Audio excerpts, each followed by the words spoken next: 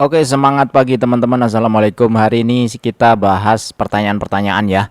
Yang pertama, ini saya record aja. Jadi yang pertama ada dari Pak Haryo nih. Bagaimana cara mendapatkan daftar dividen November, Mas? Salam sehat. Cara dapatnya ya di list secara manual gitu. Saya sudah punya listnya, kemudian diupdate aja satu-satu. Oh, ini November, misalnya ITMG misalnya. Nah, di ITMG ini kan ada historis cum date ya.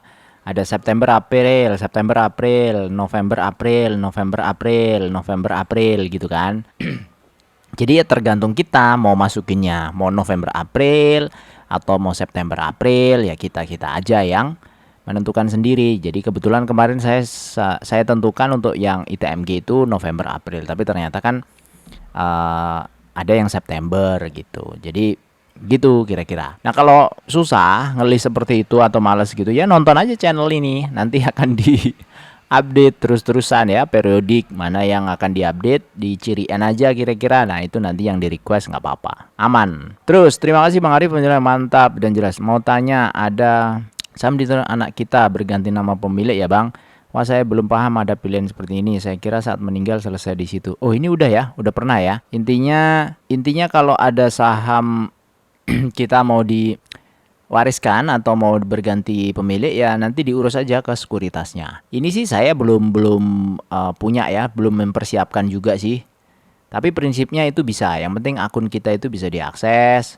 Ahli waris ada beberapa emiten yang menentukan langsung ahli warisnya siapa.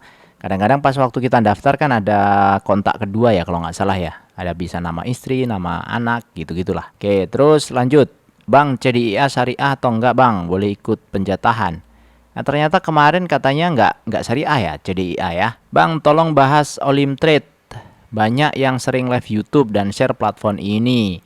Jelas program affiliate macam Binomo. Kerugian member jadi cuan upline-nya.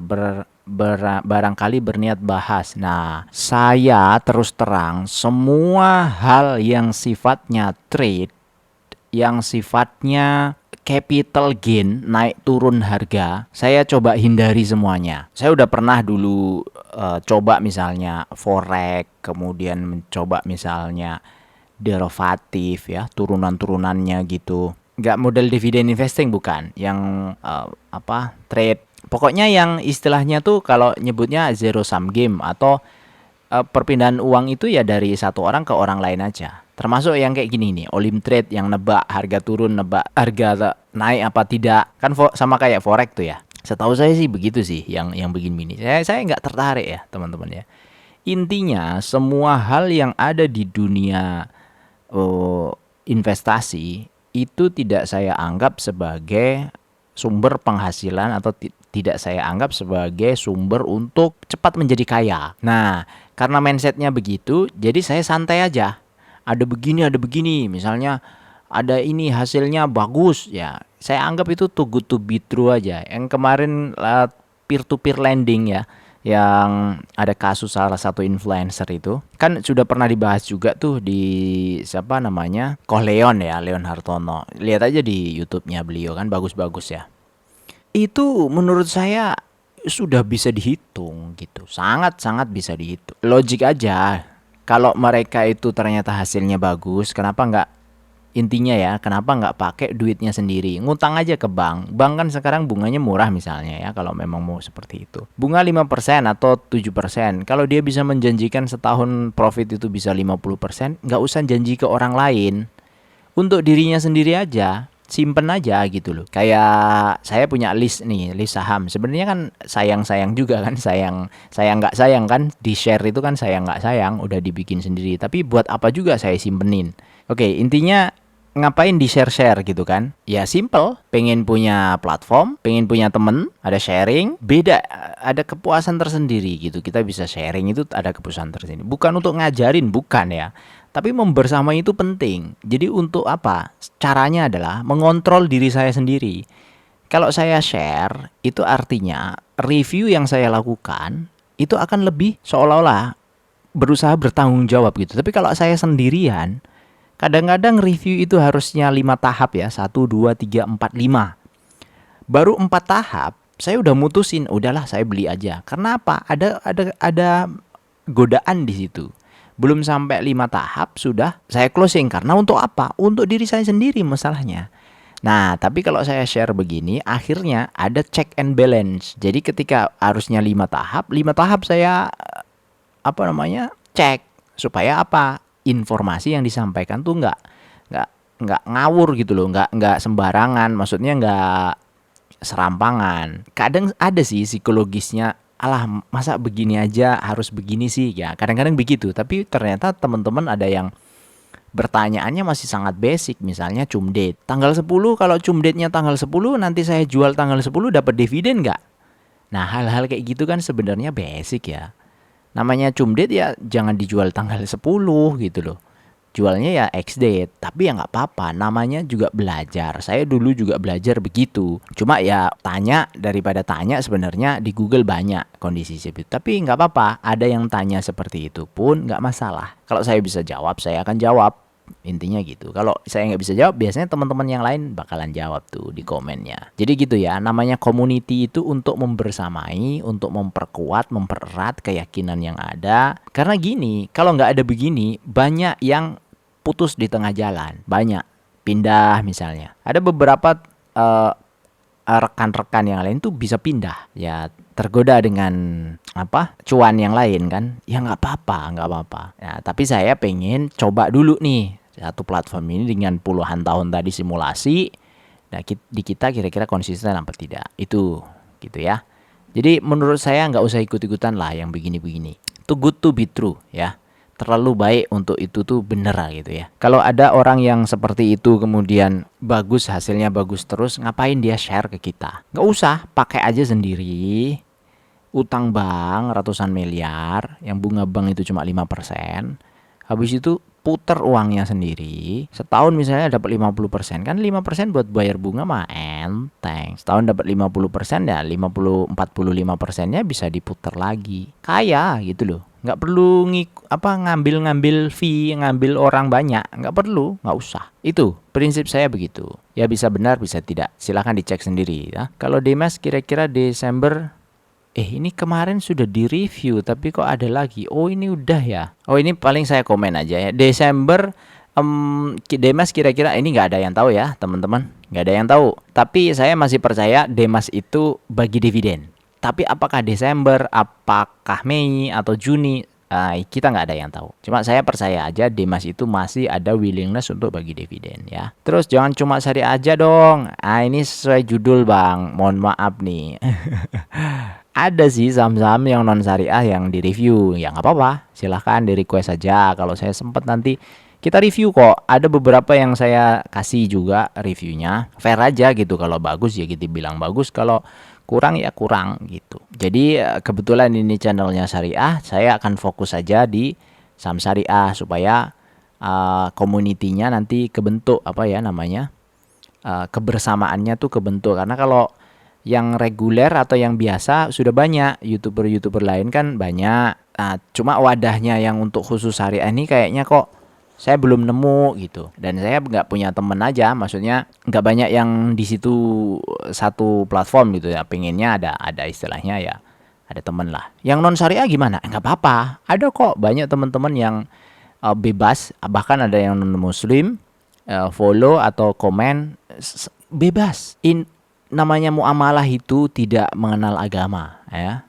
Nggak ada ceritanya muamalah kan jual beli ya, maksudnya bertransaksi ya. Nggak ada yang kayak gitu-gitu. Udah bebas. Yang penting kita sama-sama bisa menghormati satu sama lain, bisa ridho satu sama lain. Oke, aman ya. Terus saya baca di Nyangkut Saham di Instagram, kalau salah satu pemegang saham ini kayaknya pas emiten itu ya, IPO ya. Ya kalau IPO itu menurut saya, semua IPO yang saat ini terjadi menurut saya itu one day trading. Ya one day aja, satu hari lepas. Rata-rata begitu kalau mau ikut IPO. Jadi gini, kalau kita punya 100% money management ya, semua total misalnya kita punya 100 juta, itu risk base-nya harus kita hitung. Oh, yang dipakai buat IPO berapa maksimal? Nah, risk yang kita bisa terima berapa? Misalnya 10%. Nggak apa-apa lah, saya 10 juta nggak apa-apa misalnya, 10%-nya. Ya sudah, silakan kalau itu mau dipakai untuk ambil saham-saham IPO misalnya, 90%-nya masuk ke reguler, tabung. Tapi kalau fokusnya dividend investing, ya jangan all in di IPO gitu. Intinya sesuai masing-masing ya. Terus bahas juga GIAA yang disuntik itu dan mau ganti pimpinan. Dan juga bahas soal 3 perusahaan bursa. Jadi gini, kalau Garuda Indonesia disuntik, kalau suntikannya ini adalah bukan pinjaman, tapi suntikan saham atau suntikan modal, sudah saya bisa pastikan Danantara pasti rugi. Ya 90% lah keyakinan saya. Kenapa? Karena tidak ada perusahaan yang bangkit. Ya, dalam sejarahnya saya nge-review atau dalam sejarahnya saya hidup yang tahu perusahaan itu bangkit, tidak ada satupun perusahaan yang bangkit gara-gara disuntik. Nggak ada. Semua bangkitnya itu adalah gara-gara manajemennya dibenerin, shop floor-nya dibenerin. Shop floor tuh maksudnya lapangan. Contoh KAI. KAI itu Pak Jonan nggak minta disuntik. Nggak ada. Semua pinjaman bank, semua kayak gitu-gitu. Benerin dulu, baru bank melirik. Benerin dulu, baru ada ini itu dividen gitu. Dan semua begitu. Di Garuda sekarang rugi kan? Ini Garuda ya. Ini ruginya rugi gajah bengkak kalau Pak Dahlan iskan info kan. Revenue misalnya nih, revenue 47T, 54T revenue-nya. Net income minus 5T. 2022 ini nggak ngerti saya. Tapi ini nih net income minus 59T. Tuh, gimana laporan keuangan kayak gini nih? Aduh, pusing kan kita gitu. Dan rata-rata penerbangan atau apa ya namanya maskapai yang nasional tuh yang rugi-rugi rata-rata semua negara tuh katanya di Lego ya. Ada saya baca tulisannya Terelie, baca tulisannya Pak Dahlan. Pak Dahlan barusan terakhir kemarin rilis kan tulisan baru terkait dengan Garuda Indonesia. Tapi syukurnya Danantara itu ngasih adalah pinjaman. Jadi harus balikin plus ada bunga lah. Jadi bukan suntikan gitu. Kalau dulu kan karena Menteri Keuangan gitu ya, itu di bawah kementerian biasanya suntikan. Suntikan itu penyertaan modal lagi, modal saham. Jadi yang nggak nyuntik berarti dapat delusi sahamnya. Share-nya berkurang. Yang nyuntik share-nya bertambah kan gitu. Nah cuma tanggung jawabnya nggak bakalan bisa karena dia hanya kayak saham kita beli saham IPO. IPO itu kan kita nggak ada ikatan apa-apa. Habis dia dapat uang dari kita, terus misalnya dia exit tidak amanah tuh dari hasil IPO dipakai sama dia dipakai sendiri. Ya itu resiko yang bakalan bisa terjadi. Makanya enaknya orang IPO itu tidak ada hukum yang mengikat di situ. Jadi moralitas doang gitu. Dan ini ada komen tuh, hindari BUMN kecuali perbankan. Lu percaya bro, serius GMFI Garuda Maintenance aja diganti komisarisnya sama Giring Nici. Ya saya nggak mentertawakan Mas Giring atau Om Giring jadi komisaris di situ, enggak. Semua orang punya kesempatan sih, tapi ini bener nih, komen ini adalah sesuatu yang perlu kita refleksikan gitu loh, bahwa Garuda itu tidak murni perusahaan. Garuda itu ada juga tempat untuk politik gitu ya. Semua BUMN lah, semua BUMN begitu. Itu untuk Garuda. Terus lanjut, numpang tanya Pak, arti frekuensi di ajaib. Nah, yang kayak gini-gini nih kan, sebenarnya bisa dicari kan. Ya frekuensi ya namanya frekuensi ya jumlah transaksinya. Di bid and offer itu kan ada frekuensi tuh sebelah kanan ada jumlah lotnya, ada jumlah frekuensi lot itu terbentuk gitu. Misalnya lotnya 1000, frekuensinya 2, berarti kira-kira 2 kali tuh. Bisa 500-500, bisa 600-400, bisa 100-900, bisa macam-macam ya. Yang penting frekuensi itu kan jumlah transaksi yang di situ atau akun atau apa ya. Intinya frekuensi transaksi lah gitu. Dan saya nggak terlalu ngamatin begini-begini karena dividen investing nggak perlu informasi-informasi seperti itu. Jadi saya pun tidak expert. Mungkin yang scalping butuh informasi ini, ya silahkan aja. Rals waktu RUPS mau jual alkohol di soalannya, katanya sih begitu, apa benar? Ya benar ya, benar. Kemarin waktu datang RUPS emang benar ini disampaikan di akhir-akhir kalau nggak salah di itu sampaikan sama mereka bahwa akan jualan. Tapi berapa porsi kemudian hasilnya bagaimana dan seterusnya itu belum tahu saya. Sampai sejauh ini sih masih syariah di statusnya di Stockbit, atau kalau saya karena pakainya Stockbit, ada POM, ada HOTS ya, Mirai Asset, kemudian dulu ada Valburi juga. Tapi sudah nggak saya banyak pakai, yang masih banyak pakai itu POM, itu akun untuk satu lagi, sama Ajaib juga ada satu. Nah, Stockbit itu dua akun saya untuk mecah-mecah aja, mecah-mecah apa ya namanya ya, tipe inilah investasi. Ada yang satu untuk eksperimen gitu, di-share di teman-teman reguler, maksudnya teman-teman saya pribadi ya. Ada yang akun isinya tuh saham 500 ribuan untuk edukasi gitu. Saya seneng share-share seperti itu, seneng. Jadi setiap bulan diisi 500 ribuan gitu. Tapi beli sahamnya tuh udah anu aja, kayak merem aja gitu. Maksudnya merem tuh udah ada listnya, ya udah dibuktiin based on itu. Kira-kira sampai sejauh mana, berapa tahun, returnnya berapa, itu dievaluasi. Sebenarnya saya juga pengen bikin sih saham 5 jutaan gitu kan. Misalnya 5 juta kali 10 ya, 50 juta. Pengen sih saya share. Tapi apa namanya? Masih maju mundur tuh gini. Buat apa juga saya share begitu? Pertama, kedua, apa ya? Menurut saya nggak perlu lah. Kita ya namanya gimana ya, ngomongnya agak susah. Intinya menurut saya masih belum banyak manfaatnya gitu. Kan teman-teman butuh apa gitu? Buat apa? Kan ada ungkapannya Ali bin Abi Thalib kan, kamu nggak perlu menjelaskan dirimu kepada musuhmu karena dia nggak bakalan apa namanya nerima, dan kamu nggak perlu menjelaskan dirimu kepada kawanmu karena apa? Kawanmu nggak butuh itu. Kawanmu tuh cuma butuh dirimu aja, nggak usah dijelasin dirimu seperti apa gitu loh. Kalau memang benar berkawan, udah nggak usah dijelasin apa-apa dan seterusnya, nggak perlu, namanya kawan. Tapi kalau musuh mau dijelasin apa aja, namanya musuh, saya nggak butuh, nggak percaya juga dia dijelasin, kan gitu. Jadi menurut saya buka-buka apa namanya akun, walaupun akun itu kan sebagian saja kan, pasti sebagian dari portofolio kan, nggak semua portofolio di situ kan. Tapi buat apa? Jadi saya masih menghindari itu, gitu ya. Terus saya selalu bang, request saham bagi dividen 2 kali per tahun. Banyak ya, sudah saya share ya di video banyak. Terus bahas prospek Adro, ADMR, ADI. Ini saya masih utang ini. Oke, nanti kita coba bahas. Cuma Adro, ADMR sama ADI tuh kemarin sempat pernah saya share. Cuma kayaknya nggak ada tiketnya, nggak ada apa namanya kodenya. Nanti saya buatin, insya Allah buatin satu video yang khusus 3 saham ini ya. Request SIM bang, SIM ya oke. Tapi kayaknya udah pernah saya cek ini SIM, mana SIM ya. Ini nggak ada sih, di list saya nggak ada ini SIM. Dan yield dividennya juga masih rendah ya, 5%-an, 3%-an. Dan kalau lihat profil IPO dari 2011, bagi dividen sih lumayan. Tapi masih ada sih kelapa sawit yang baik sih, yang lumayan gitu, masih ada. Saya sih ngelihatnya dari yield dulu aja, yield dividen. Capital nggak terlalu banyak saya cek ya, saya lihat-lihat. Memang lagi pada naik begini sih, tapi buat apa kalau udah naik seperti ini kan? Udah terlalu dipucuk gitu. Itu sih untuk SIM ya. Bang Coa Simon ya. Benefit jadi member apaan Su? Jangan panggil saya Su lah, kayak jago banget. Enggak. Jadi member nggak ada benefitnya bang. Benefitnya apa?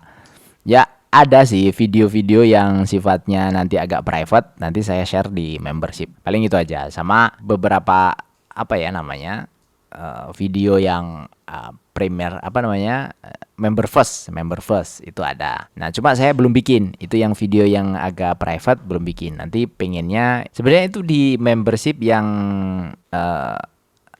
private ini itu update-nya lebih ke pola pikir dan pola decision. Itu aja. Saya coba pengen share itu.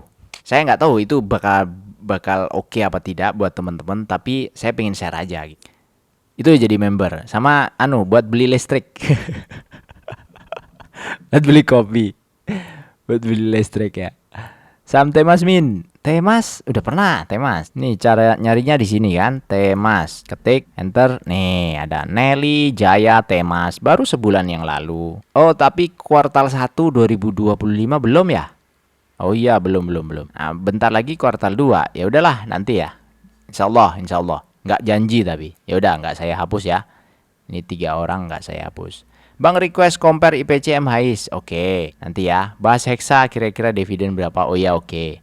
Nah, nanti yang lain-lain kita susulin ya. Kira-kira itu karena panjang sudah videonya. TPMA sudah dijaga. Ya, boleh kalau mau masuk TPMA sekarang juga nggak apa-apa. Menurut saya sih aman-aman aja sih harusnya. Sudah sideways kan TPMA. Nah, ini ang TPMA sudah mulai agak sideways nih ya. Harga ini tuh sebenarnya sudah lumayan murah. Sudah lumayan murah. Makanya kalau mau nyicil, ya cicil aja. Tapi sekali lagi ya, semua ini adalah pendapat pribadi, bukan rekomendasi jual atau beli. Silahkan riset sendiri, tentukan sendiri. Nah, saya pikir itu untuk hari ini. Nanti saya nggak tahu uploadnya di hari apa. Ya mungkin pas waktu saya lagi nggak sempat. Nanti saya isi pakai video ini untuk hariannya supaya teman-teman dapat update terus. Terima kasih dari saya itu. Terima kasih. Assalamualaikum warahmatullahi wabarakatuh.